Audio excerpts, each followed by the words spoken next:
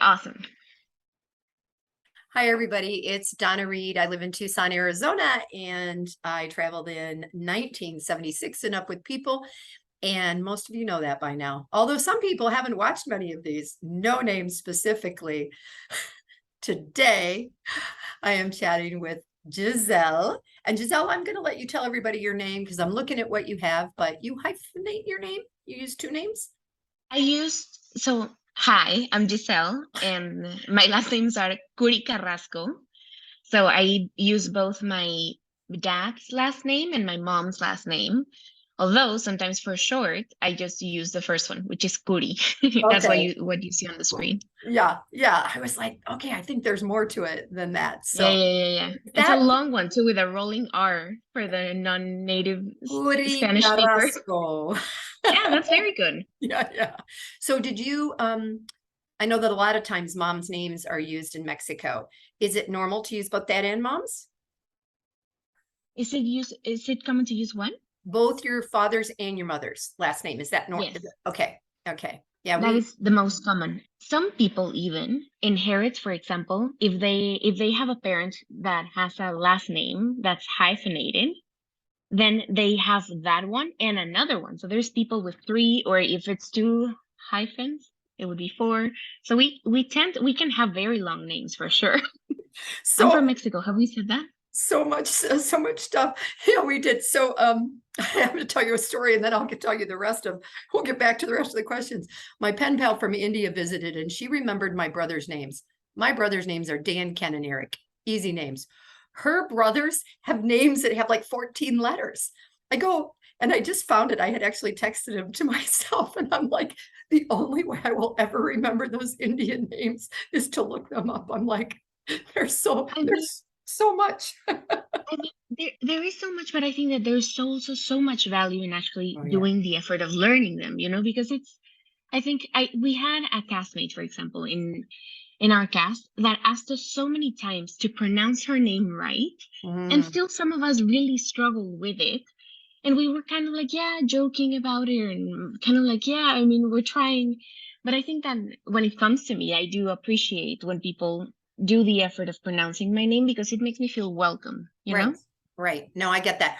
Okay. So tell everybody when you traveled, and clearly we've already said you were from Mexico, but that's not where you're living right now. So tell us a little bit about you. Right. So I traveled in 2013 as my student semester.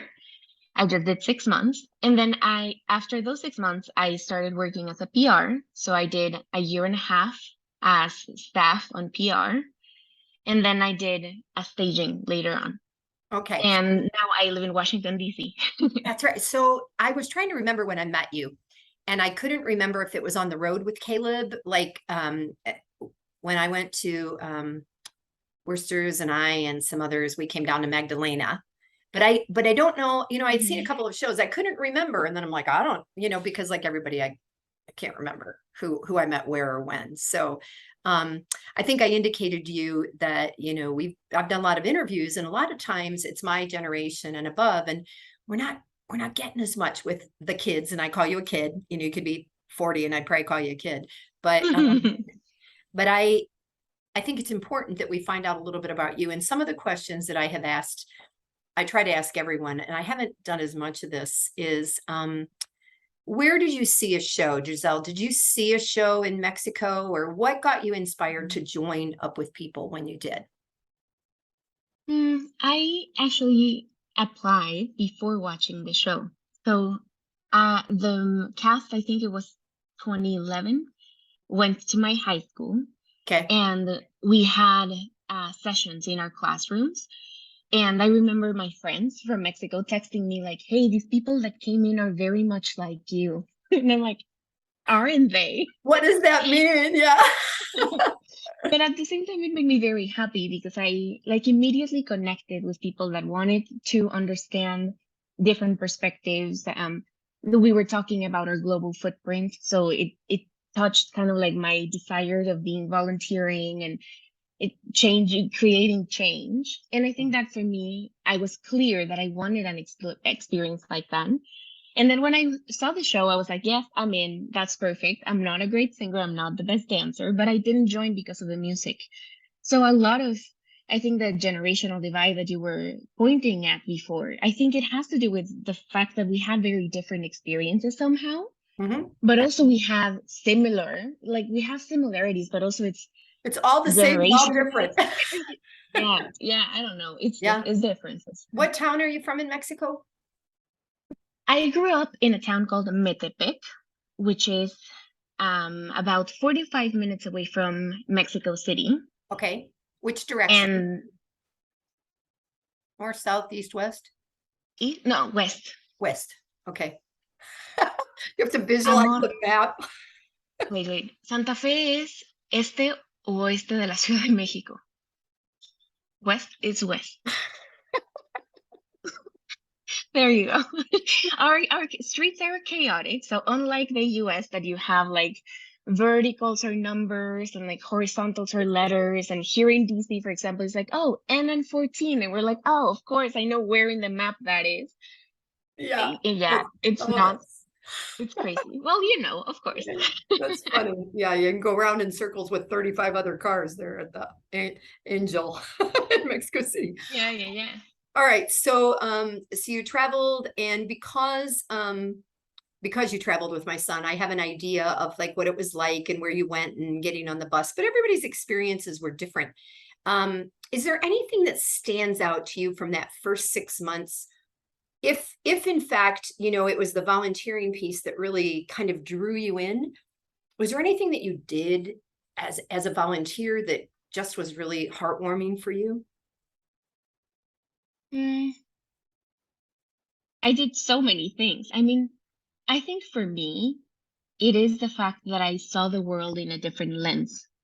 I think that coming from Mexico in general, Mexico City, larger Yeah. Metepec town, I think still getting the chance of discovering different cultures and understanding what the meanings behind things and the different ways of understanding values, and just getting the opportunity of questioning my own assumptions and questioning my faith. Like, I think that everything changed for me in not only 6 months, but I think that also my PR time is part of the things that I cherish the most for sure. Mhm.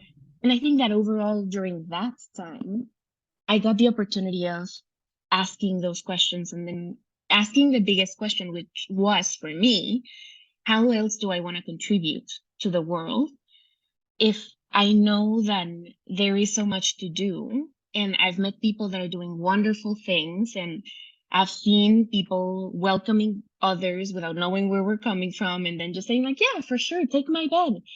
And it's like, that can happen more and more. So I think that that gears my professional development, and then everything that has come after up with people. But I think that it was that defining moment. However, I also don't have a cast experience like I think many of your generations have, which is like the bonding and the family. And like, I think that those memories, we experience them differently, at least my cast did. And I don't know, I think it was life changing in many ways. And I love the people I did it with. It is, it was funny because when I interviewed Caleb, I found something out that I didn't know, which at his mom, I thought, how can I not have known that? It's been, you guys are coming up on your 10 years, right? And it had to do with rooming alone as an older student. So how old were you when you joined, Giselle? I was 18. 18. So you were right out of high school or whatever. And what's interesting to me is you talked about the warmth and the welcome. I see all of Mexico that way. I see all of Mexico. Mm-hmm. So as a Mexican coming other places, I kind of, in my brain, I would think that you would expect that because I think of all of Latin America that way. Were you surprised sometimes at maybe ideas you had in your head about cultures that totally changed? Mm-hmm.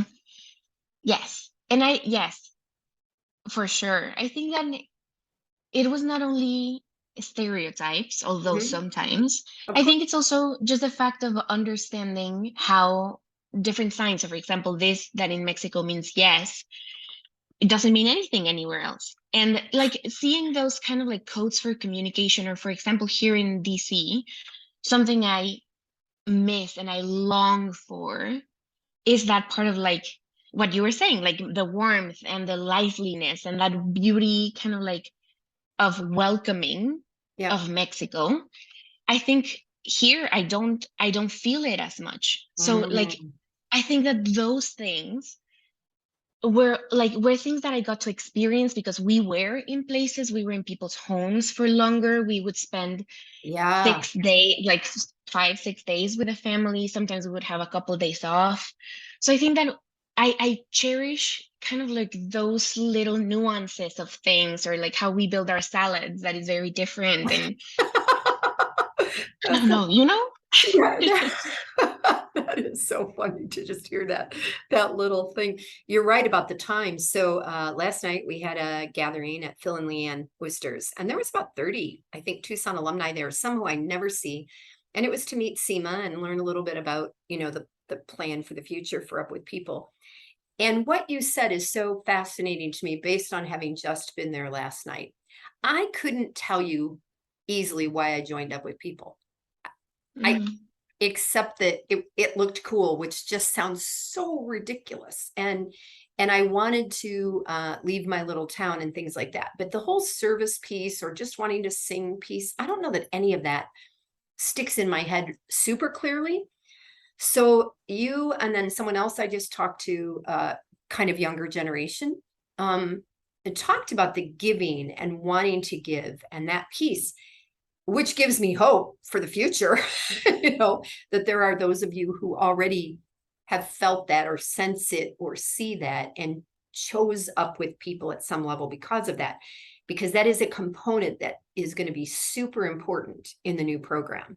And if you think about the world, how often in organizations there's silos, of different categories, um, that people will be able to say, okay, yes, I'm coming to Up With People voices, and this is the arena that I want to play in, and maybe that's the giving piece as compared to the Mhm. performing piece, which is it's just kind of fascinating. All right, so I'm looking at the stickers behind you. I have participated with you in another little chat. I want you to share with everybody kind of what took you to Washington, D.C., and what you're doing and what all those little stickers are behind you. That is my brain. And how I try to organize what it's going through. I came here to do my master's. So in Mexico, I studied strategic communications. And then I came here to do a master's in international peace and conflict resolution. Hmm. And I did a certificate in social innovation. So it was just kind of like an intersection of many things I loved. And in Mexico, well, Up With People got me started in the nonprofit sector, to name it Mhm. in a way, or in civil society. And I then started working for United Way, and I was in the communications department of United Way for a while in Mexico while I was doing my bachelor's. And to me, that was very clear that I wanted to keep being involved in the social impact space for sure. So I looked for a master's that aligned to that and that allowed me to understand the world in a bigger perspective, and not only coming as a privileged Mexican woman who has had the opportunity to travel, that joined a cast, and I see all of us having traveled from anywhere in my cast as those privileged people that have had that opportunity to travel. And it's, to me, the work that I'm doing now here in DC. I work for an organization called Ashoka, which is the largest network of social entrepreneurs. Say it again. Ashoka. Ashoka. How do you spell it? ASHOKA. ASHOKA. Is it an Ashoka. acronym? Is it an acronym or is it? No. Okay. So tell us more. He was an Indian emperor, but the beauty of the place where I work is that we have the vision that everyone is a change maker. So it seems to me like I went full circle, and my Up with People experience kind of like got me started within many paths of life that I wanted to pursue. But I also know that I chose it because it aligned with those values first. So I think that I was eager to have an international experience and learn how to be of better service and how to put my talents to use and what are other kind of like solutions we can come up with when we collaborate. And I had all these kind of like ideas, but Up with People helped me put them together in a way that changed my life. And then that kept on connecting to where I am today. So in a way, and I've been involved in the alumni association I also know that I throughout do know. Yeah. this Yep. part. So I think that I've always stayed around the ecosystem of Up with People, and that is also why I kind of like engage maybe a little bit more. Mm-hmm. So do you, from what I understand, not only do you have your 10-year reunion next year, but your cast potentially is having something else in Florida? Is that what I heard? Is that what Caleb might have told me? If I interpreted that Hmm. correctly? Are Yes, the full year actually. So A and B 13, which is very fun because some of the Oh, A nice. don't know some of the B. Only for people, so for some of us that did the full year, we know both casts, Yeah. but many of them do not. So Oh, that's really, nice. Yeah, yeah. mhm. And So, now partners too, and we might have babies. So of that's also course. very exciting. Yeah, yeah, that's very cool.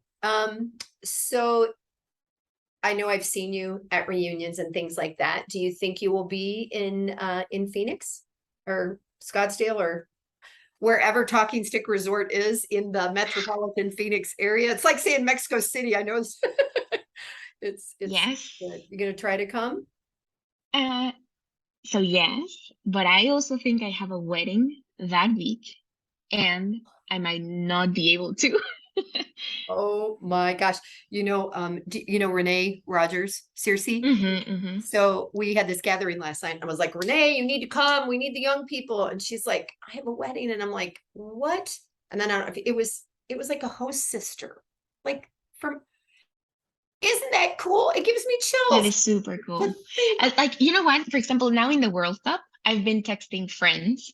Like, I watch the games. I'm like, oh my gosh, that was so close. And I'm like, feel tempted to be like, I'm watching with you. So I Yes. totally feel that sense of connection too. Yeah. Yeah. That is I just think that man, to have that relationship with a host sister from 10 to 15 years ago, how cool is that? To Hmm. I Hmm. think because, and that goes back to you talking about creating the relationships.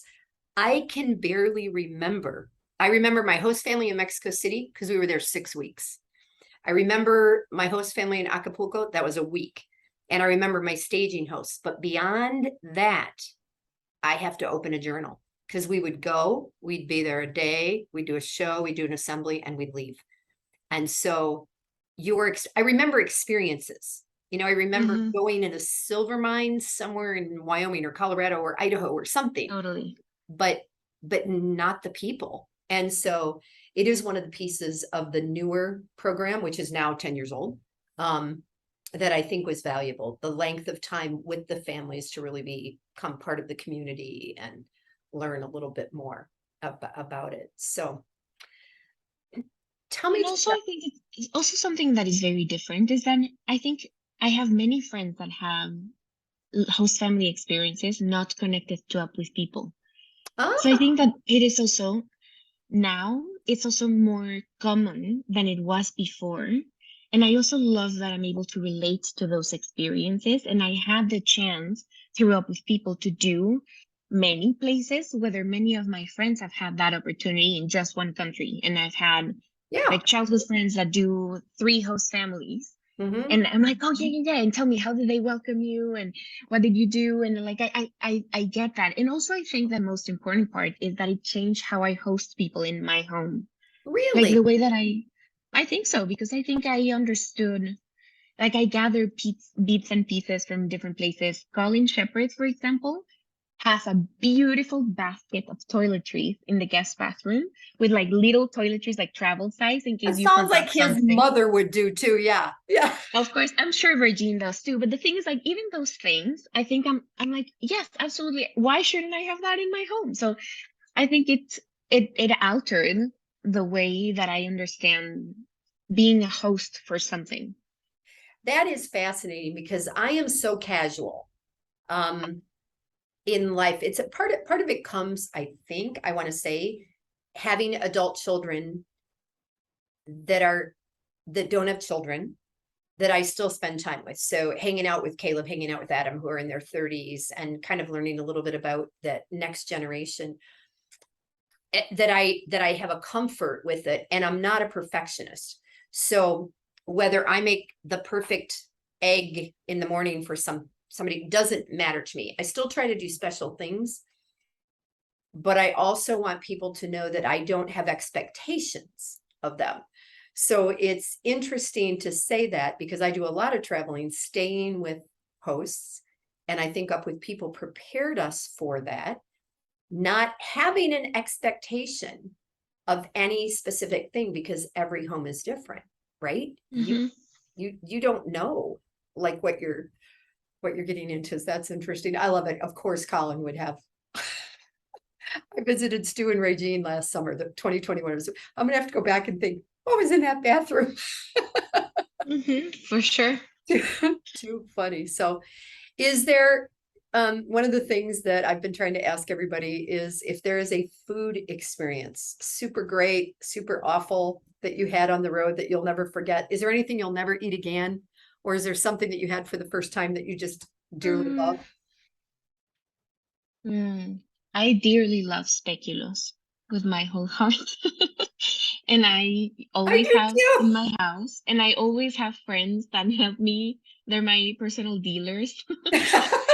which like it is a thing. Or you know what? Strop waffles too. I think there is some in my house right now. Like those are things that I look at having.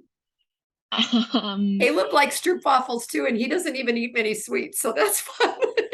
it's good. It's great. And on tea, like to put it on top of tea. Yeah.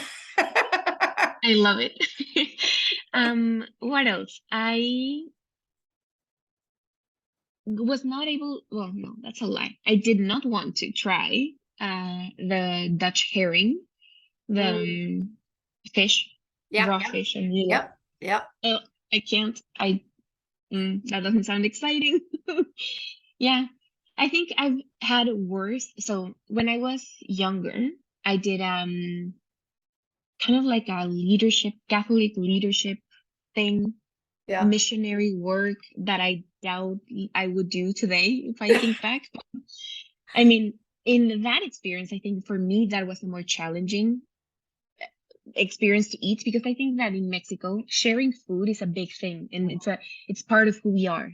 Mhm. And we were having breakfast and I was struggling so bad with the flavor because I think the eggs were so organic that it was very intense. Like the Uh, flavor, like they were so pure and they were so natural, and I'm sure they were beautiful. But for me, that I guess I eat more of like the processed the side of grocery eggs. store. Yeah.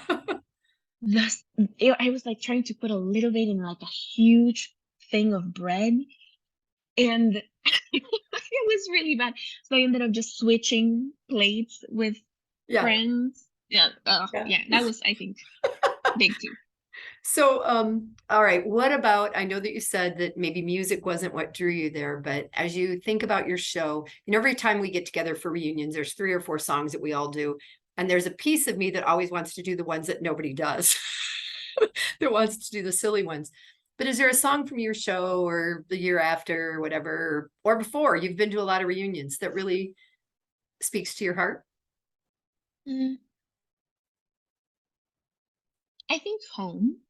So from our show, home, I think it's a I from our show, I think all of them.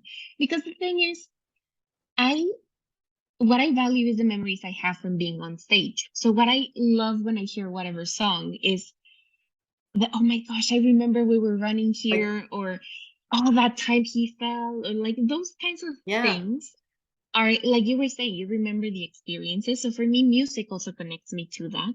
yeah. So if I think of like my heart is full, I think of home.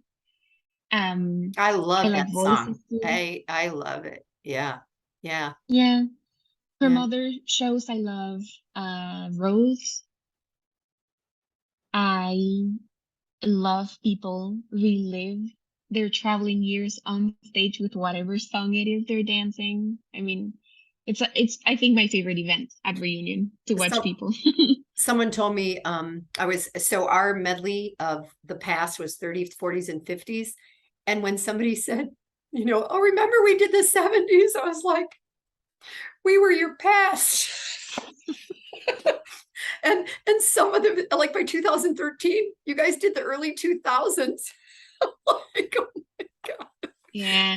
Well, the thing is we needed to relate who was Oh yeah. in there, Yeah. right? Yeah, I know. I know. Trust me, Yeah. I get that. So, um, as we wrap it up here, I decided last night after this meeting that I had been asking people what you might tell someone who was going to potentially interview for Up With People. But I want to take that further with you, not even quite knowing the future of what it means. But what might you, as an alumni, like if you were going to put yourself in a silo of helping a new person, mentoring someone, let's just say they came to Washington, D.C. for 2 weeks, and there was someone that was totally interested in something. How might you, as an alumni, contribute to the new Up With People?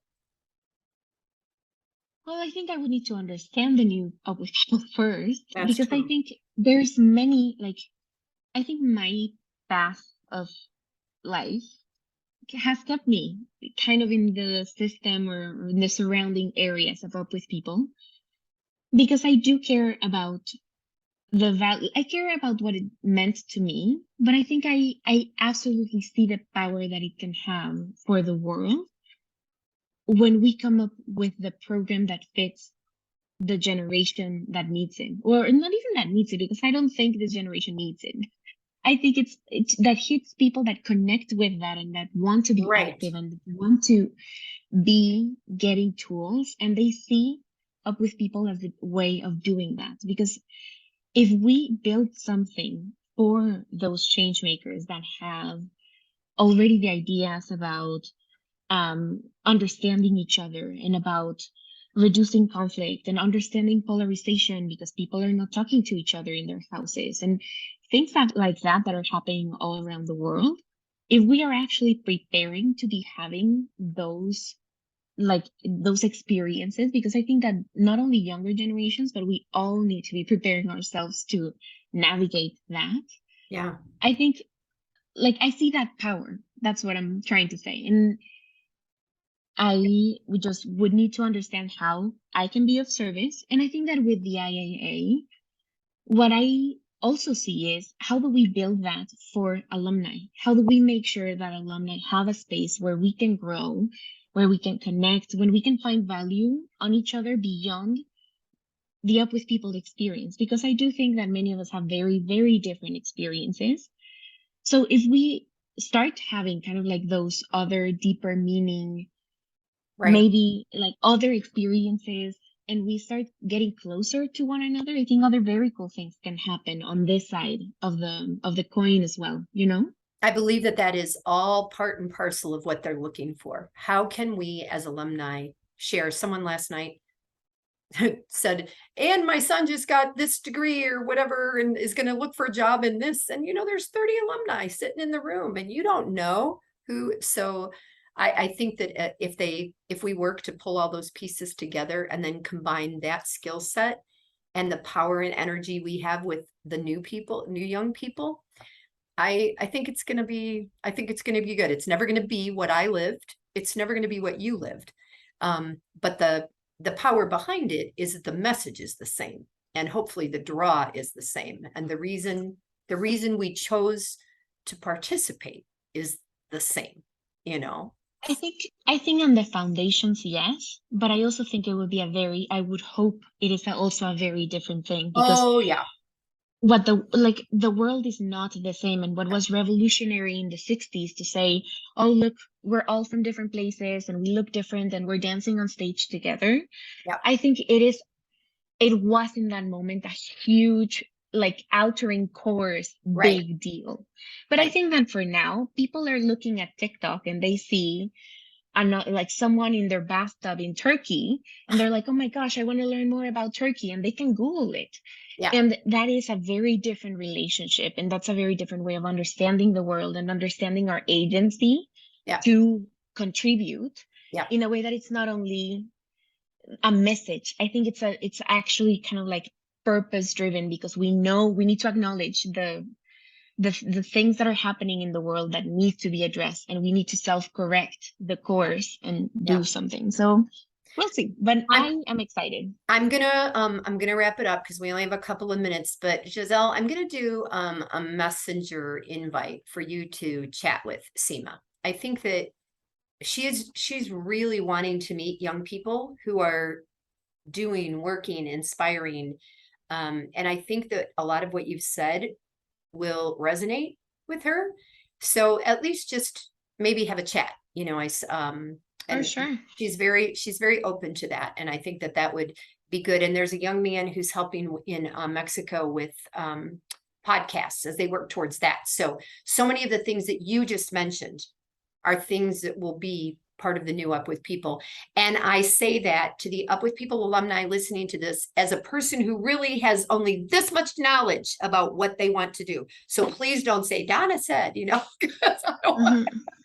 I don't want any of that. But And for sure, and I think that it's very important for our listeners that also, if anyone knows someone who's actually young, because I'm about to be 30, and I think that we are talking about having an even younger oh target. yeah, So 18 like to 24 year sons, olds. Yeah, yeah, for exactly. sure. Exactly. And get involved in the IAA too, for the not youth, not older than 15. Yeah. Yeah, there you go. Maybe older than 21, maybe. Yeah. All righty. I'm going to end this. Thank you, Giselle. Stay on for just a minute. I'm going to chat with you just for a minute before our time's up. Okay. Thank you. Okay.